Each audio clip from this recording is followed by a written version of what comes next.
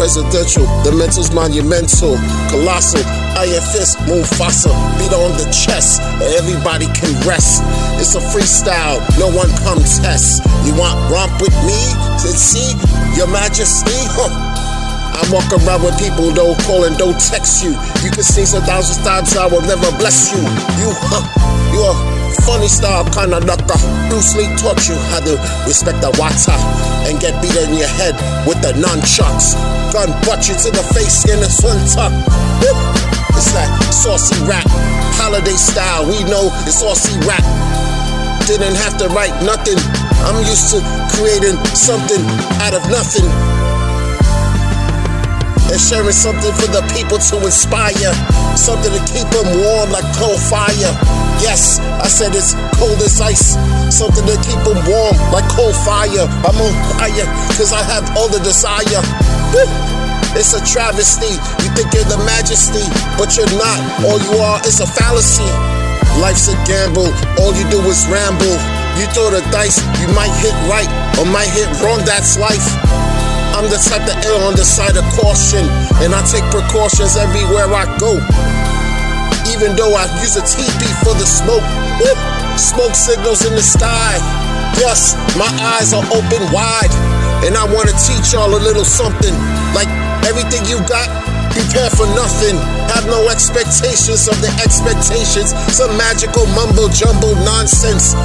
It's like the deity holding a trident. Yeah, try this. I told you everything that touches gold is like Midas.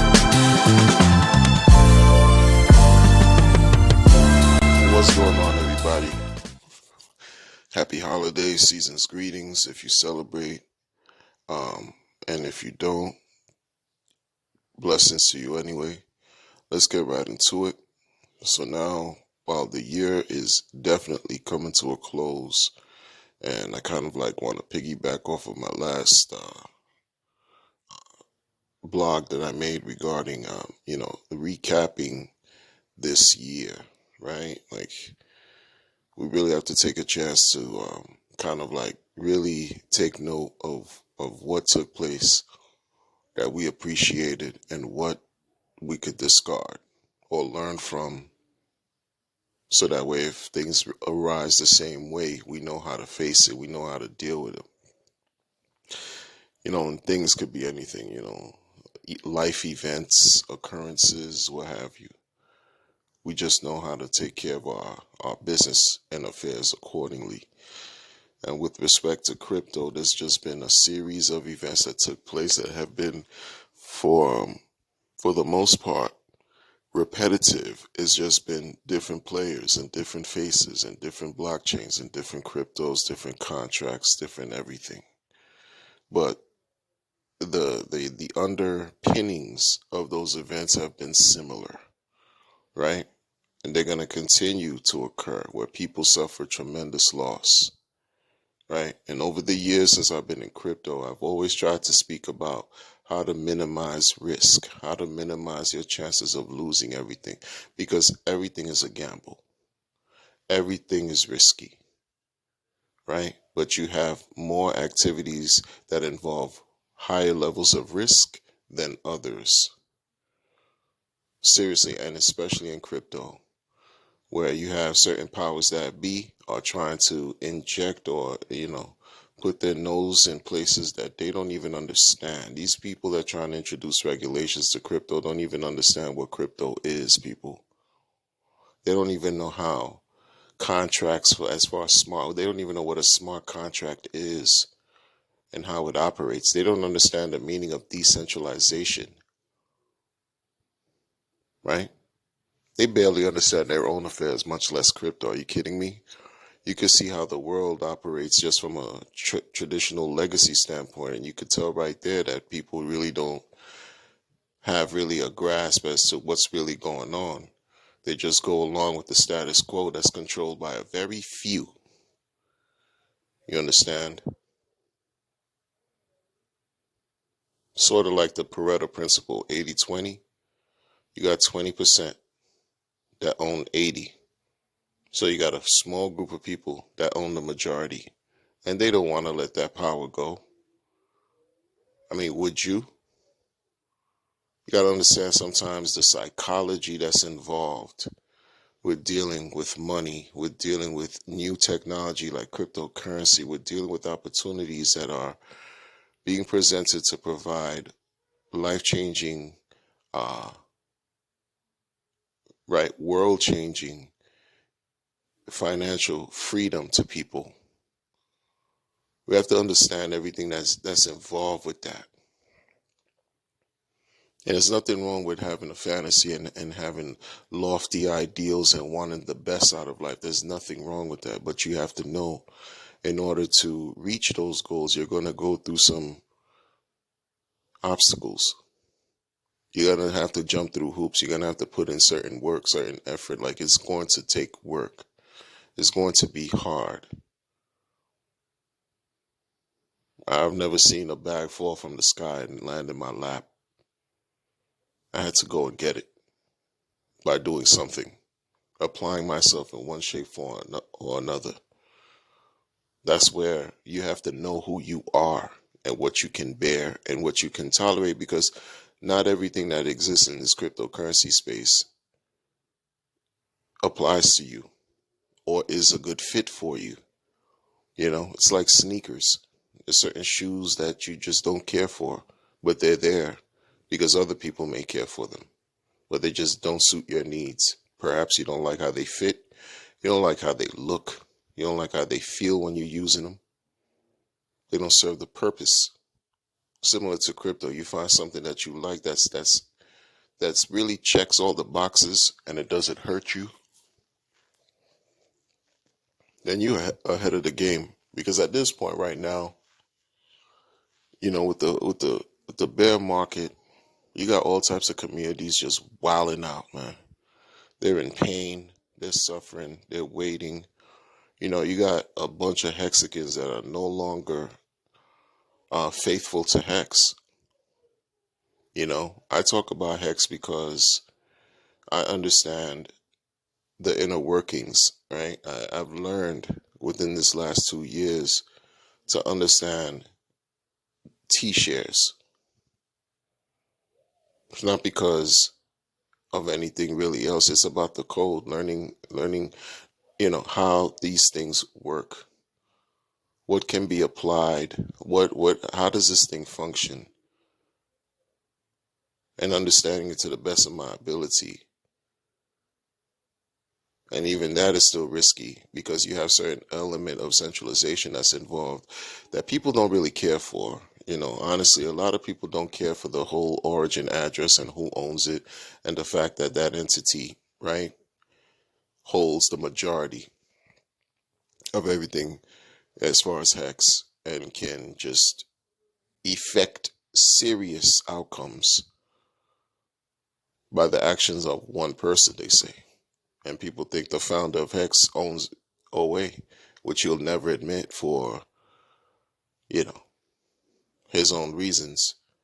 But then in real life, you have other companies that perform the same in legacy in real life, and, even other cryptocurrency and even exchanges and projects and right, blockchains and contracts, they perform the same. They'll have a certain element of centralization involved, even when they tell you they're 100% decentralized. That's what lends me to believe so far that you need some centralization to allow these things to function. Because I don't, like it's just shown me that, because I've seen, in different communities and different things where it's supposed to be all about 100% centralization, but then when you go through the rabbit hole and you dig deeper, you see that there's some form of like one point of control involved, a single point of control involved to make certain things operate. We haven't reached that point yet, I don't think, with the 100% centralization. And people say Bitcoin is decentralized. I'm saying 100% centralization. We haven't reached a point of 100% decentralization yet. People say Bitcoin is 100% decentralized. Well, you have certain things that raise questions like, most of the coins are held by very few people in the world. They hold the majority. They say Satoshi Nakamoto owns 1 million coins and they haven't moved. And now it's about to be 14 years. But should those things move, it would just like have like deep ramifications throughout the whole thing. So it's just like whatever, you know. You see, like ownership is a thing in life. When you own something, it lends some type of power to your reality, right? Some power that you can use and wield and control the way you see fit that works for you, right? I've always said this because I learned this is something from my personal experiences and travels, that freedom, when we talk about freedom, is multifaceted, and freedom is not cheap, freedom is not free, freedom costs a lot. And it's not just about money. So people try to espouse how, you know, these cryptocurrencies is about freedom, you know, freedom of speech, you know, Bill of Rights, exercise your human rights, your inalienable rights, and do X, Y, you know, whatever, whatever. But these things cost. They cost. Look at what the sacrificers are going through. Look what the people who sacrifice for those two things are going through, right? Number one, you had to give something up for a cause that you believed in. You expended some type of energy to do that, tangible or intangible. We sacrifice all the time. Many of us just don't realize it. We're sacrificing all the time, especially those who have responsibilities. I always talk about my family because that's my reality. I'm a family man.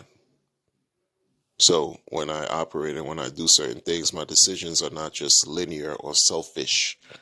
I have to think about what my decisions are and how they're going to impact directly or indirectly my family. You know, other people, you know, other people walk different walks of life. It doesn't pertain to them. So be it. It is what it is. But when I create information and content, and when I sort of like process what's going on, it goes back to certain things that are like principles that apply to people. It's almost universal, right? They apply to everybody, you know. When you're talking about being patient so that the impatient can transfer their wealth onto you, that's something that applies to everybody, every walk of life. You just have to now do the work to exercise how to be patient and not let events trick you out of opportunities to become emotional, make rash decisions, sell your bag before it's time, sell your bag and then later on you regret. But it's not easy because life events are real and they happen all the time, and things can throw you curveballs. You know, you just like are unprepared. But this is why you always have to prepare. When you have everything, acknowledge it, be grateful, and prepare for nothing and expect nothing. It's not even about like these blockchain sacrifices. I'm talking about in general. Always be grateful for what you have, because there are many people who will never have what you have in life. If you have a roof over your head, if you have your health and you have a roof over your head and you can eat every day, consider yourself fortunate, where you can take care of others, where you have clothes, right? The simple things in life, all your simple needs, your basic, not even simple, but your basic needs are met. Consider yourself extremely fortunate. Because in many parts of the world, there are, you know, different groups of individuals, right, who are extremely impoverished. And even in those conditions, like in their state of despair and poverty, and we look at it and we say, oh, they're suffering and they're miserable, living a miserable existence, right? They're in misery. A lot of times you'll find them smiling, you'll find them laughing, you'll find them actually even in a state where they seem to have nothing, they will still give you everything they have because they feel that it's coming from a space within themselves that's pure. Imagine a person who has nothing giving you what they can to make you feel appreciated, to make you feel welcome, to make you feel alive. I see. So there's many things that we overlook, we take for granted, right? There's things that we think have no importance, that bear no value, and oftentimes we fall short because there's many people throughout this planet who would look at us and laugh at the problems we think we have compared to how they live. Okay? Imagine being in a position where you can say, okay, you're waiting for these things to happen because you participate in crypto, and it's all about perspective. And you're just like upset and things because listen, I get upset too. I'm human. I have emotions. I have feelings. I don't like things. There's things I like, and things affect me too because we're human. Blood pumps through my veins. So many of these things I'm talking about apply to me. I try to exercise them in my life, but imagine those of us who are just like interacting in this space, we learning about crypto. We are so ahead of the game. We are avant-garde. Like we are leagues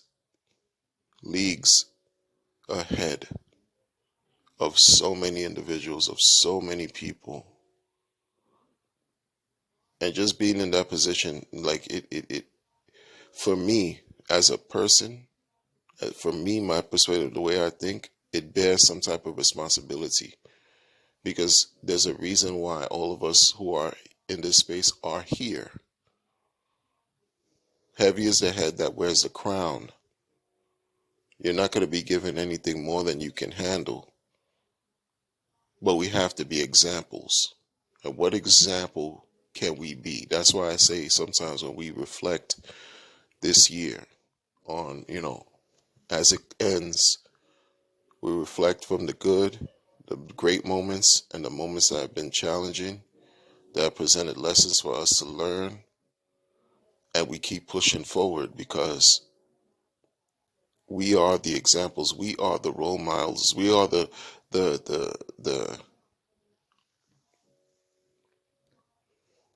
participants involved that people behind us are going to look towards, look up to, are going to seek, especially content creators who create information and create blogs and videos and streams. And we heavily utilize social media to talk about this work, to talk about the cryptos that's out here, to talk about what's out here. People behind us are going to look toward us to seek our voice, to seek our knowledge, to seek our teachings, to help navigate through this maze, this wilderness. And you got to consider yourself fortunate. You got to be like so grateful, and it's a position of honor, right? To be in a position where you can influence individuals and what they think and what they see just by what you share, by the power of your word.